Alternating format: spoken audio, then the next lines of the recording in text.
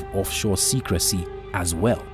Again, with the help from the private wealth arm of Swiss bank UBP, now called Apex Consulting, and Panamanian law firm Alcogal, an entity called Varies Foundation was set up in the historically renowned secrecy haven of Panama. Documents show that Mama Ngina Kenyatta is listed as the first beneficiary of the foundation, with President Uhuru Kenyatta listed as the second beneficiary. This means that all assets in the foundation will be managed so as to financially benefit Uhuru Kenyatta upon Mama Ngina's death. Just 2 weeks after Varies was established, Crisel Foundation was set up, using the same nominees as Varies and Millrun International before it. Crisel's first beneficiary was listed as Mohoho Kenyatta, with his son Jomo Kamau Mohoho Kenyatta listed as the second beneficiary. His son was an infant at the time. The Kenyatta's use of secrecy jurisdictions during the period of political transition has also been observed in other regions facing political instability, with people turning to secrecy jurisdictions to secure their wealth as their home nations battle difficulties. We asked President Kenyatta and Mama Ngina Kenyatta why Varies Foundation was set up and whether President Kenyatta included this as part of his wealth declaration to the Ministry of Finance.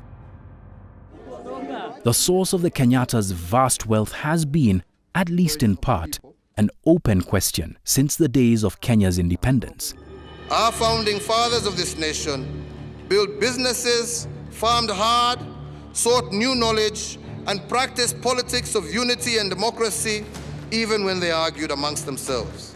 On 12 December 1963, Kenya became a self-governing state, completely independent. It was, perhaps, the most hopeful time in Kenya's history.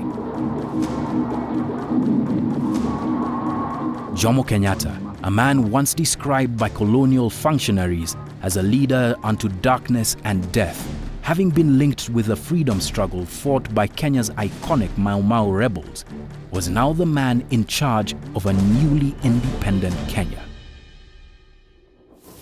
The hope and his promise to Kenyans was that he would do three things: invest in health, improve Kenya's wealth, and educate the population. But before long, wealth began to be concentrated in the hands of his family and a tight circle of his trusted allies, drawn mostly from his own tribe. By 1965, Kenya's treasury was being investigated by the World Bank over claims of misappropriation of millions of dollars meant for the purchase of land to resettle Kenya's poor and dispossessed population. By that time, laws had been changed to vest power in Kenyatta to allocate land under title in Kenya. There was instruction from the Kibaki government that all public authorities report to it in terms of land which could have been surrendered from the public authority to individuals. And in respect of the Kenyatta family, there was one report that came in about 4 public houses which were located on Ragati Road in Nairobi.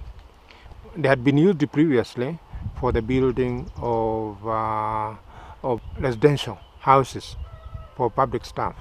And what Kenyatta did was to amalgamate the 4 plots that ended up being close to 2 acres, 3 acres, and he amalgamated that, even though government policy all along in terms of public land has been that it should be demised to any individual on a leasehold, so that the government from year to year can be getting rent, land rent from the individual. Kenyatta amalgamated and gave that as freehold to Mama Ngina.